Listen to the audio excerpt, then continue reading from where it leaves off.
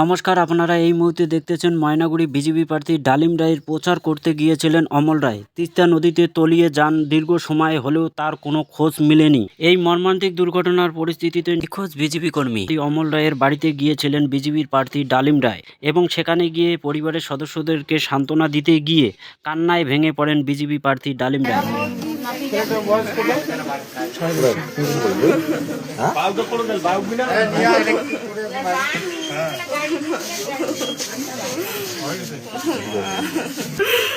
ভক্তরা ফিরে দে মা,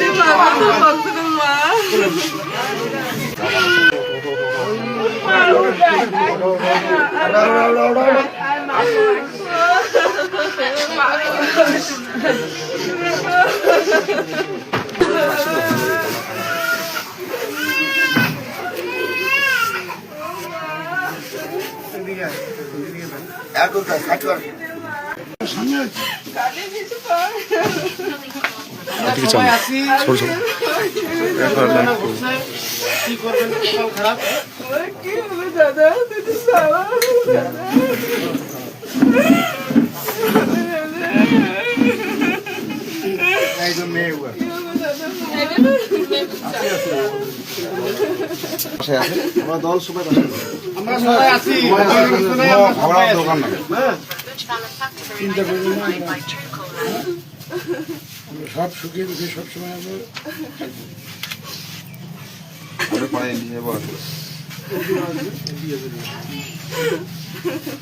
আমাদের পার্টি আপনাদের সাথে সব সময় থাকবে, সুখে দুঃখে সব সময় থাকবে, কোনো টেনশন করবেন না।